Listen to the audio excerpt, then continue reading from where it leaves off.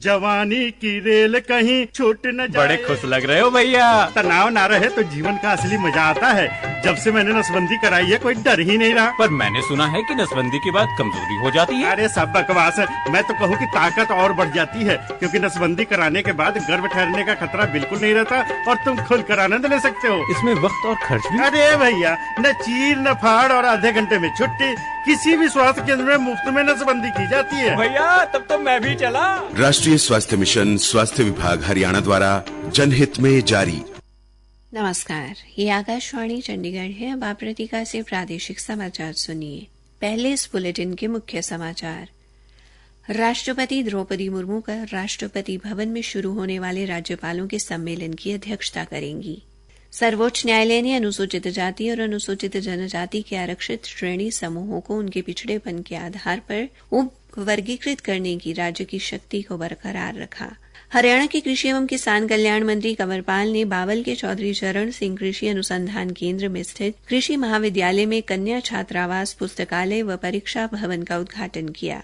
कृषि मंत्री ने कहा कि प्रदेश के किसी भी खेत में अब कच्ची सड़क नहीं रहने दी जाएगी और हरियाणा सेवा का अधिकार आयोग ने उत्तर हरियाणा बिजली वितरण निगम के कुरुक्षेत्र कार्यालय पर गलत बिल जारी करने और उपभोक्ता को परेशान करने पर 15,500 रुपए का जुर्माना लगाया। अब समाचार विस्तार से। राष्ट्रपति द्रौपदी मुर्मू राष्ट्रपति भवन में कल से शुरू होने वाले राज्यपालों के 2 दिवसीय सम्मेलन की अध्यक्षता करेंगी। ये सम्मेलन राष्ट्रपति की अध्यक्षता में होने वाला राज्यपालों का पहला सम्मेलन होगा। राष्ट्रपति सचिवालय ने कहा है कि सभी राज्यों के राज्यपाल सम्मेलन में भाग लेंगे। उपराष्ट्रपति जगदीप धनखड़, प्रधानमंत्री नरेंद्र मोदी और गृहमंत्री अमित शाह सहित कई केंद्रीय मंत्री सम्मेलन में शिरकत करेंगे। नीति आयोग के उपाध्यक्ष और मुख्य कार्यकारी अधिकारी, प्रधानमंत्री कार्यालय, गृह मंत्रालय और कैबिनेट सचिवालय के वरिष्ठ अधिकारी भी बैठक में उपस्थित रहेंगे। हमारे संवाददाता ने बताया कि सम्मेलन के एजेंडे में 3 आपराधिक कानूनों का कार्यान्वयन, उच्च शिक्षा में सुधार और विश्वविद्यालयों की मान्यता और प्रमुख क्षेत्रों का विकास शामिल है। प्रचार अभियानों में राज्यपालों की भूमिका और राज्यों में विभिन्न केंद्रीय एजेंसियों के बीच बेहतर तालमेल सहित कई अन्य महत्वपूर्ण मुद्दों पर भी चर्चा होने की संभावना है।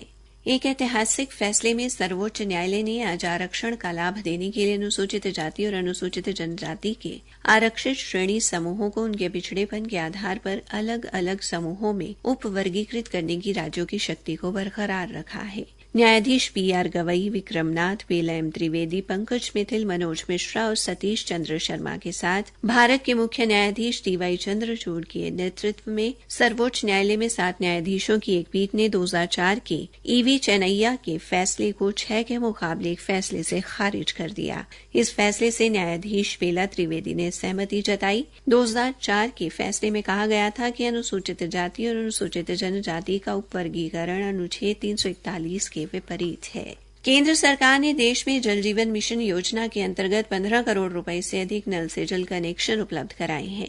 यह अभियान बिजली के बिल को कम करने के लिए लोगों को सौर ऊर्जा का उपयोग करने के लिए प्रोत्साहित कर रहा है। आज लोकसभा में पूरक प्रश्नों का उत्तर देते हुए जल शक्ति मंत्री CR पाटिल ने बताया कि स्वच्छ जल उपलब्धता की स्थिति का आकलन करने के लिए देश में 8,000 से अधिक गांवों का सर्वेक्षण किया गया है। हरियाणा के कृषि एवं किसान कल्याण मंत्री कंवरपाल ने आज रेवाड़ी जिले के बावल में चौधरी चरण सिंह कृषि अनुसंधान केंद्र में स्थित कृषि महाविद्यालय परिसर में अलखनंदा कन्या छात्रावास, पुस्तकालय व परीक्षा भवन का उद्घाटन किया। बतौर मुख्य अतिथि समारोह को संबोधित करते हुए श्री कंवरपाल ने कहा कि हरियाणा सरकार किसानों को बीज से लेकर बाजार तक उत्कृष्ट सेवाएं देने के लिए प्रतिबद्ध है। कृषि मंत्री ने कहा कि सरकार निरंतर नवाचार और नई नई पहलों के माध्यम से किसानों की प्रगति सुनिश्चित कर रही है। सरकार की ओर से खेत खलिहान सड़क योजना के तहत गांव में यातायात व्यवस्था व संपर्क सुचारू किया गया है ताकि किसानों को अपनी उपज मंडियों तक ले जाने में किसी प्रकार की परेशानी न आए। श्री कंवरपाल ने कहा कि प्रदेश के किसी भी खेत में अब कच्ची सड़क नहीं रहने दी जाएगी। उन्होंने कहा कि हरियाणा सरकार के लिए किसान हित सर्वोपरि है।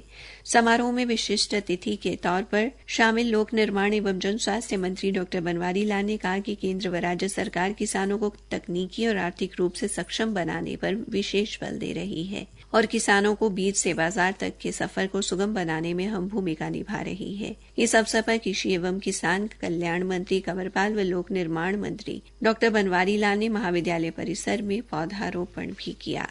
पलवल से विधायक दीपक मंगला ने आज गांव ललपुरा से मिलकगिन्नी तक के रास्ते के निर्माण कार्य का शुभारंभ किया। इस अवसर पर श्री मंगला ने कहा कि निर्माण कार्य पर 19 लाख रुपए खर्च होंगे। उन्होंने कहा कि रास्ते का निर्माण कार्य पूरा होने से गांव वासियों को आवागमन में सुविधा होगी। उन्होंने कहा कि हमारी प्राथमिकता बेहतर बुनियादी ढांचे का निर्माण करना है, इसके लिए हम निरंतर प्रयासरत हैं। प्रादेशिक समाचार आकाशवाणी चंडीगढ़ से प्रसारित किए जा रहे हैं। हरियाणा सेवा का अधिकार आयोग ने उत्तर हरियाणा बिजली वितरण निगम के कुरुक्षेत्र कार्यालय पर 15,500 रुपए का जुर्माना लगाया है। आयोग ने ये जुर्माना उपभोक्ता को गलत बिल जारी करने व किसी भी गलती के बिना परेशान करने और कार्य निर्धारित समय सीमा में न देने के कारण लगाया है। निगम के प्रवक्ता ने बताया कि उपभोक्ता सुल्तान सिंह ने 21 जनवरी को गलत बिल से संबंधित एक शिकायत कुरुक्षेत्र में उपमंडल अभियंता के कार्यालय में दी, लेकिन कार्यालय के कई चक्कर लगाने के बाद भी उनकी शिकायत का समाधान नहीं किया गया। उन्हें गत वर्ष अगस्त में 1 नवंबर 2022 से 20 जुलाई 2023 तक का 1,11,000 रुपए से अधिक का बिल मिला था, जबकि वो नियमित अपना बिल अदा कर रहे थे। आयोग ने कहा कि उत्तर हरियाणा बिजली वितरण निगम के अधिकारियों ने स्वीकार किया है कि उपभोक्ता को लंबे समय से गलत बिल जारी किए जा रहे हैं। आयोग ने एक अधिसूचित सेवा के वितरण में गंभीर चूक का संज्ञान लेते हुए प्रत्येक द्विमासिक बिल के लिए 1,000 रुपए यानी 30 महीनों के गलत बिलों के लिए जुर्माना लगाया है। जुर्माने की राशि उपभोक्ता को देने का आदेश दिया गया है। आयोग ने आदेश में कहा है कि यह राशि या तो निगम द्वारा अपने स्वयं के धन से उपभोक्ता के खाते में दी जाएगी या निगम ये राशि उन अधिकारियों से वसूल सकता है जो इस मामले में खामियों के लिए जिम्मेदार हैं। कुरुक्षेत्र अपराध अन्वेषण शाखा 2 की टीम ने अंतर्राज्यीय चोरी और लूट के मामलों में शामिल आरोपी को गिरफ्तार कर 1 रिवॉल्वर, 6 जिंदा कारतूस, पुलिस और केंद्रीय रिजर्व पुलिस बल के फर्जी पहचान पत्र तथा फर्जी पैन कार्ड बरामद किए हैं। आरोपी की पहचान कुरुक्षेत्र के गांव खासपुर निवासी सुनील कुमार और फौजी के तौर पर हुई है। पुलिस अधीक्षक जशनदीप सिंह रंधावा ने पत्रकार वार्ता में बताया कि आरोपी पहले केंद्रीय रिजर्व पुलिस बल में था और अब पिछले काफी समय से अलग अलग राज्यों में चोरी, लूट, हत्या की वारदात को अंजाम दे रहा था। आरोपी पर राजस्थान सहित कई राज्यों की पुलिस द्वारा चोरी व लूट के मामलों में इनाम घोषित किया गया है।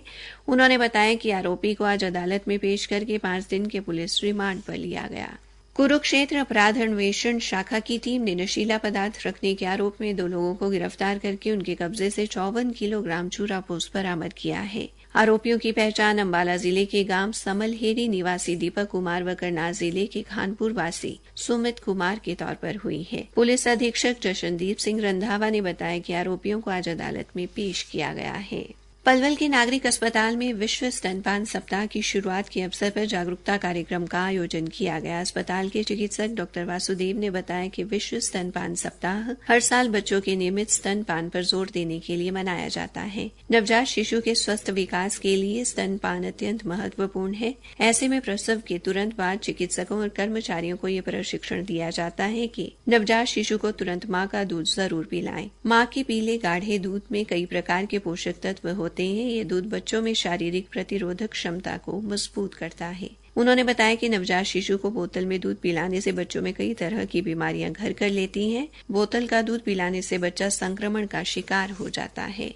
अंत में मुख्य समाचार एक बार फिर। राष्ट्रपति द्रौपदी मुर्मू कल राष्ट्रपति भवन में शुरू होने वाले राज्यपालों के सम्मेलन की अध्यक्षता करेंगी।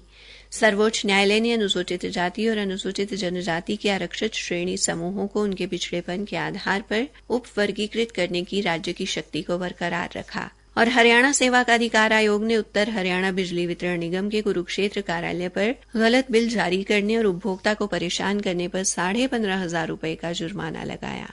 इसी के साथ ये समाचार बुलेटिन समाप्त हुआ।